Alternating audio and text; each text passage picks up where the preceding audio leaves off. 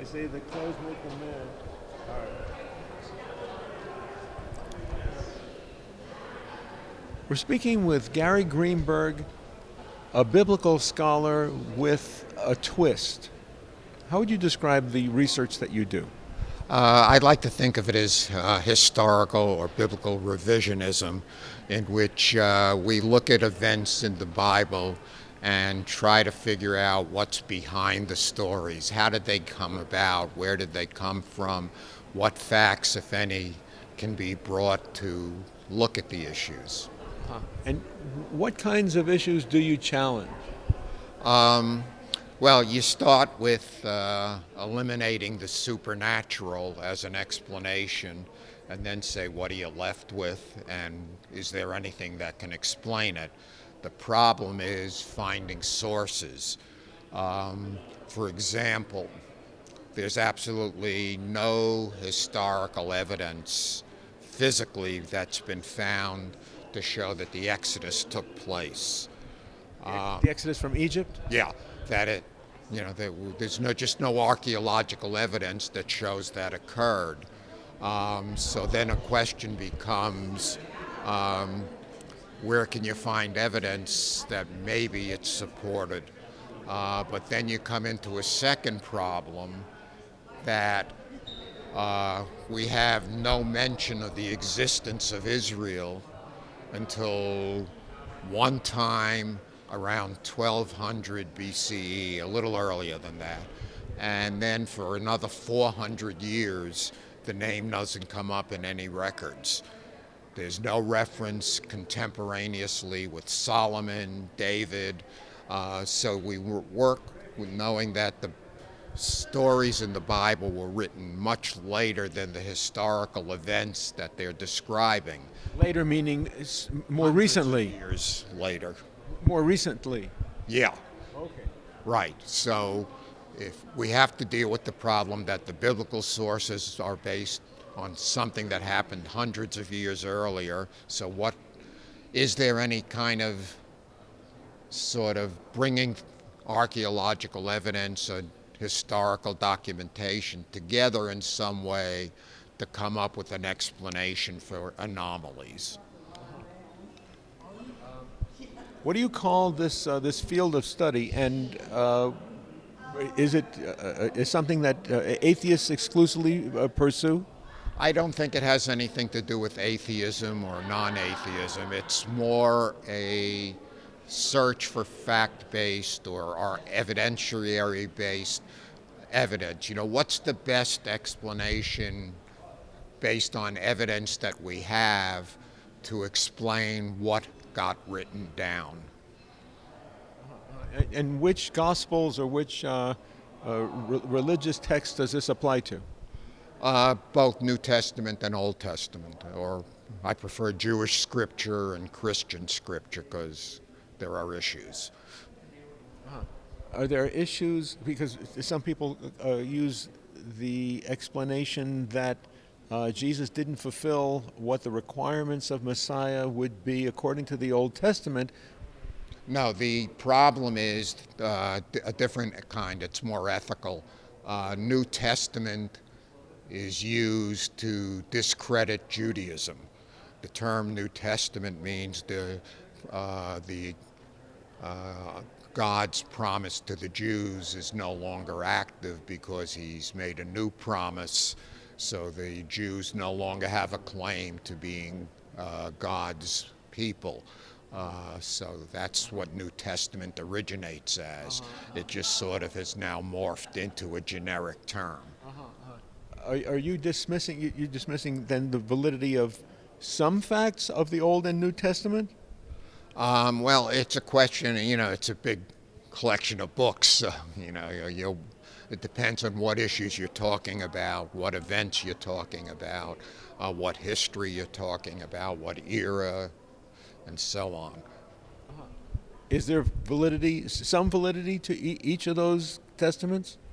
Well, there's validity to the testaments, both in places and in other places, no validity.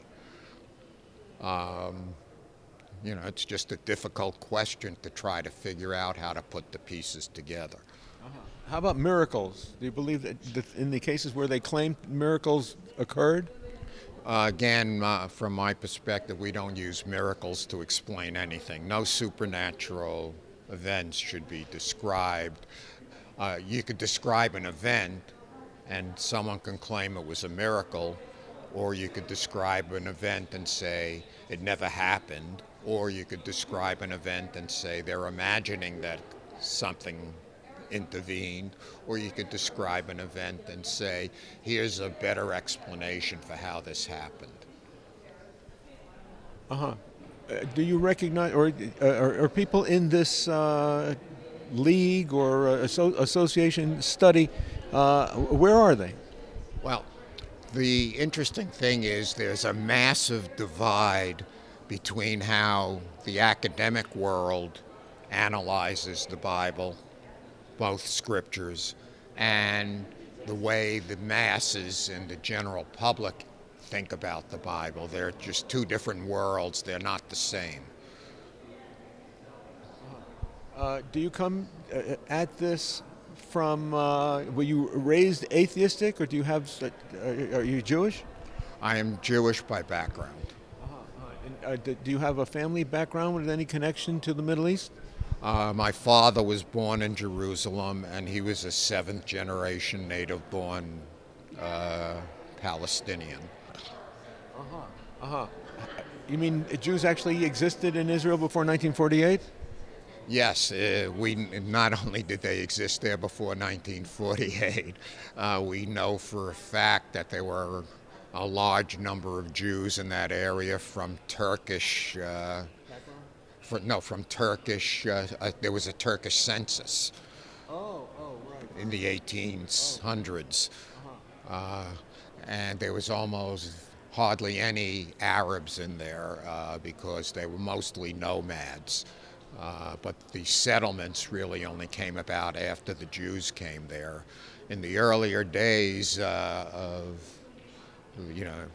1800s and so on, it was considered a terrible wasteland of no value. Around the time of the Balfour Declaration, a number of the Arabs at that time thought it would be a good thing to bring the Jews in because they might create jobs and bring things to them. But in later years, a number of Arab leaders decided that it was a terrible thing to have the Jews coming back in, and there were too many of them. Then before 1948, during World War II, the Grand Mufti of Jerusalem, the key important religious political figure in this major story, was meeting with Hitler to discuss how to bring gas chambers into Jerusalem to take care of the Jews. Pogroms were started up against the Jews prior to 1948. They just didn't want Jews in the world, in the country. At that point, in 1948, after the Jews liberated the country, they offered to share the government with the Palestinians, and the Palestinians wanted to do that, but the Mufti said, get out of there or we'll kill you. We're going to send armies in to invade, and that started that war. Of course, it wouldn't be accurate to call the Arabs the Palestinians at that time, because the Jews were the Palestinians at that time too. Well, no, you could call them Palestinians if they were living in Palestine, but the term Palestine itself is very interesting. It's the name that the Romans gave to the Jewish kingdom after the revolution of Bar Kokhba.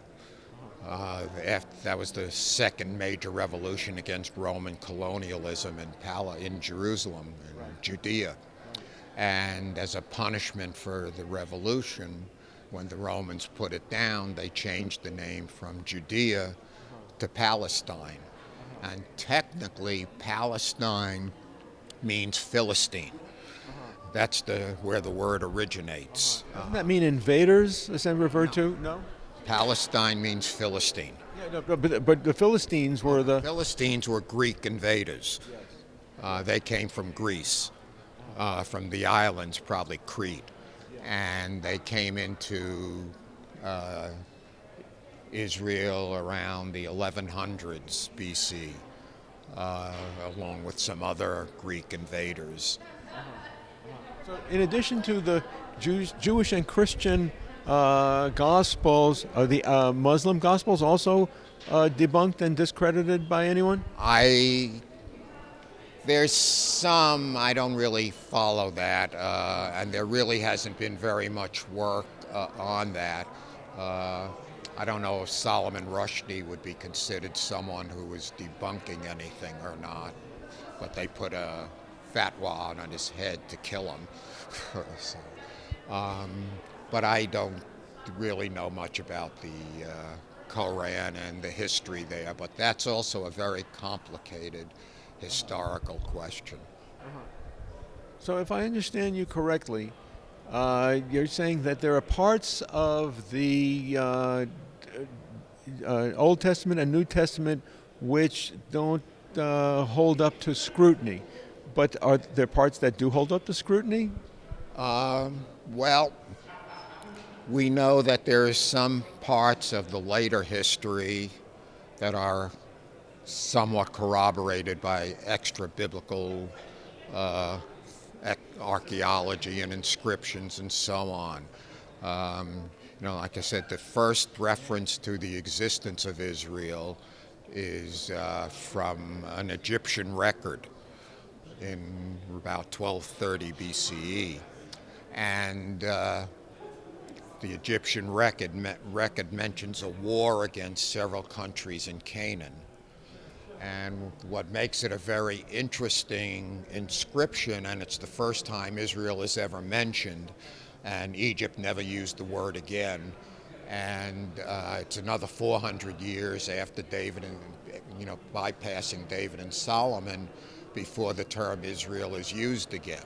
But what makes that particular inscription so fascinating to historians is that while it describes the other countries that Egypt was fighting with in terms of being a city-state or a nation, it only describes Israel as a people, not a city or a state. So this is a description that very closely corresponds chronologically with the book of Judges, in which Israel was a people, but not a political entity. They had no king. Judges says there was no king. That doesn't happen until much later. So we have some corroboration for the period of the book of Judges in an Egyptian inscription. Later, there are a couple of other references to Israel or events in Israel, and the wars. We know about the fact that Israel, Judea, was beaten by the Babylonians. We have inscriptions, and we know that Israel, the kingdom of Israel, was defeated by the Assyrians, and we have inscriptions. So there are things that can be verified in some aspect, but the question becomes, what kind of sources do we have to justify or verify any particular story? Did Jesus exist? I'm confident he did, but I know there's a small group of people who doubt it. When you say a group of people, are they also biblical scholars? A couple of them might have a claim to being biblical scholars, but they make their arguments and so on. They haven't made very much headway in the community, but they would explain that away by bias. How about Moses and the Ten Commandments? Okay, so there's actually 3 versions of the Ten Commandments in the Bible.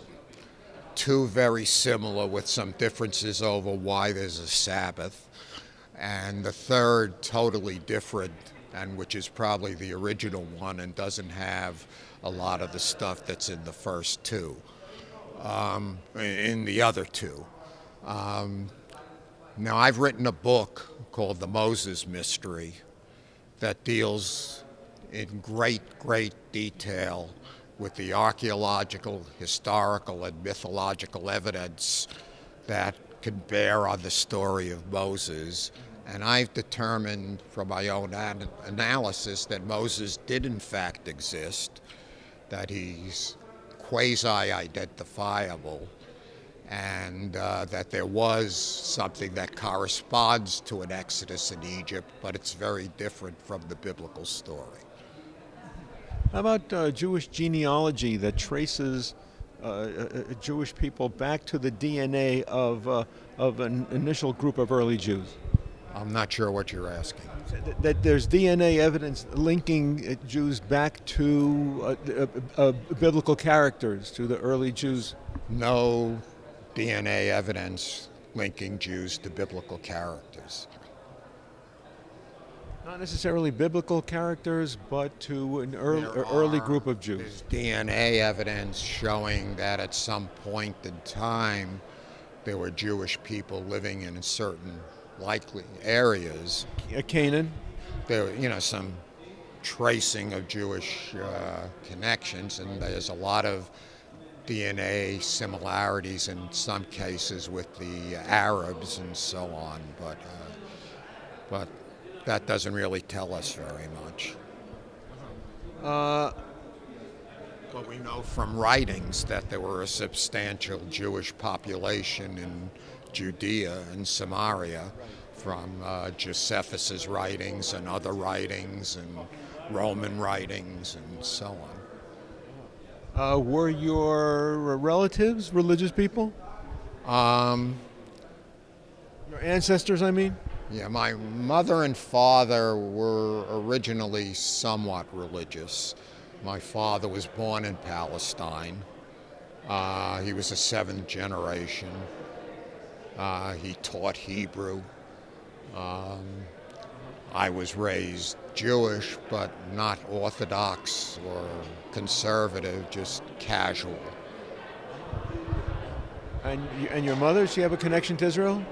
My mother does not have a direct connection to Israel. Her family came over from Europe. Well, it sounds like it's prom night here behind us, so I know.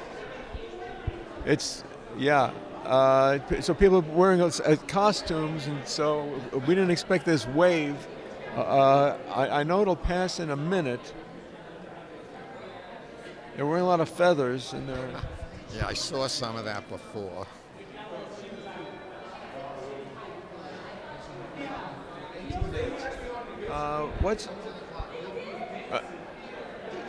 How would people keep up on this field of study and look at the discourse and some of the arguments? Well, there's my own writings as a starting point. I have a website called Bible Myth History, as one word, .com. And so I have a lot of information about the books I've written on that site. There are a few sites on the web that I suppose would be helpful. There's one called Bible and Interpretation. I've had a few articles in there. It's a website, but for the most part, you need to read the literature, the academic literature. One of the things I do that a lot of critics of the Bible don't do is actually use academic standards to analyze the evidence.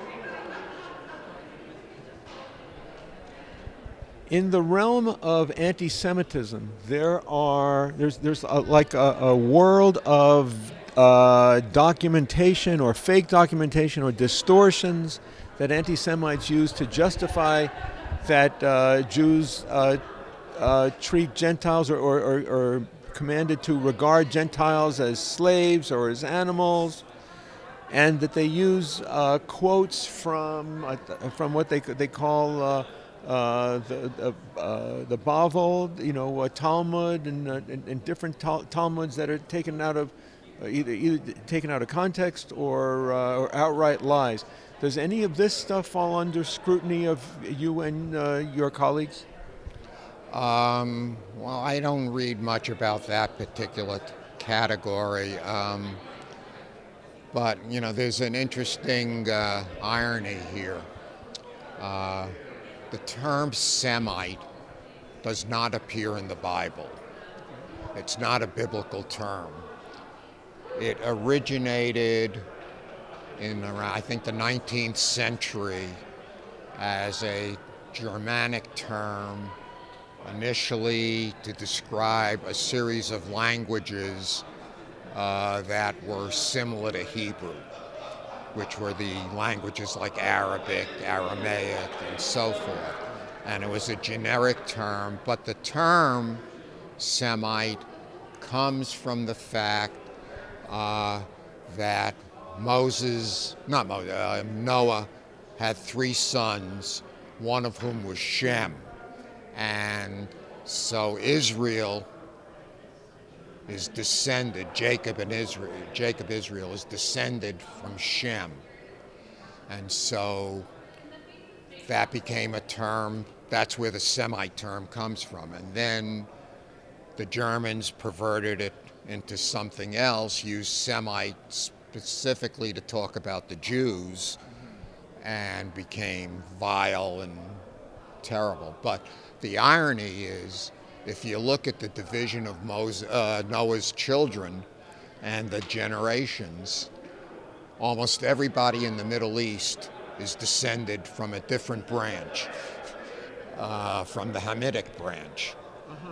All the people of Canaan are from the Hamitic branch, and Ham's name means Egypt.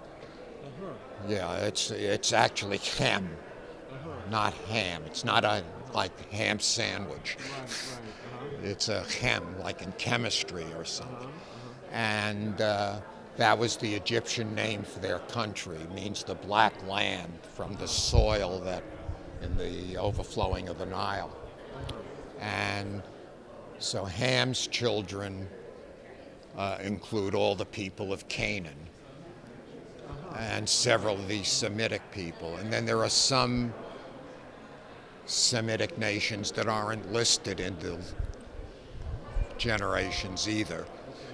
And then there are other Semitic groups that are possibly in the Japheth group. So it's really an interesting irony that Israel, there's a couple of places where you might argue for a Middle Eastern person, but a couple of quasi-Arabic names maybe. But basically, the other Palestinian nations are not Semites. And hasn't the term anti-Semitism been essentially established to refer to hatred of Jews and not Arabs? Right, it only specifically was devised as an anti-Jewish term, not an anti-Arab term. It was only based on the religious hatred for Jews. From where? The Germans, German Christians and so. The Middle Ages or when? No, 19th century.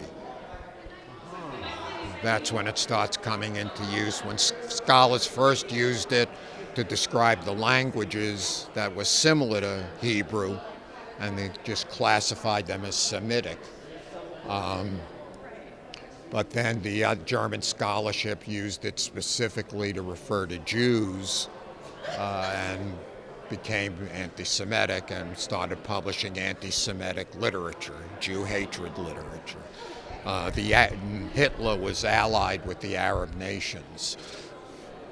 How much of the Arab-Israeli conflict do you perceive as a holy war from the Muslims against Jews? Well, they tell you it is. Well, they don't say it to the New York Times.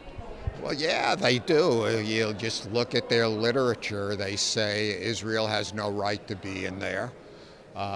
These are Muslim countries. The Quran tells us that we have to keep that country for ourselves, and the Jews shouldn't be allowed there. And Yeah, but isn't that more a cultural issue? no, it's in the Koran, or at least the militants cite the Koran to that purpose. Because aren't there references in the Koran that deem Israel is for the Jews? I don't know what you mean by Israel for the Jews. The Koran mentions that. They'll mention that Israel was there. No. That's someone that it was a religious dictum that Israel is is designated for the Jews, even in the Quran. Well, it was, but then what they do in Islam is what Muhammad did, assuming Muhammad was the author, claim that he was descended from Ishmael, who is the brother of Isaac. Right. And that because of the evil of the Jews, the Birthright? the birthright went to Ishmael instead of Isaac. And there's some evidence in that Abraham wanted to give the birthright to Ishmael, who was his older son by a different wife, and but the wife, his main wife, wanted it to go to Isaac. And but the Muslim position is that the birthright went to the Ishmaelites instead of the Jews. It was taken away from the Jews and given to the Ishmaelites. When you die, what do you suppose is going to happen to your soul? I don't know, maybe it's an electric matrix that floats out there. Heaven? Do you think there's a heaven? No, Hell? no, Afterlife? no. But this matrix, would that be an afterlife? It's theoretical. I don't think it exists. I think it ceases to exist when you die, but Consciousness? same thing with consciousness. It's generated in some way by the biology. You content with that? Yeah. I'm not around. Well, you never know. I mean, God could say, I laid all this stuff out for you, and you went ahead and debunked it. Yeah. Not You worried? could say, wow, thank you for getting it right. Gary Greenberg, thank you so much for speaking today. Pleasure. Thank you. Bye.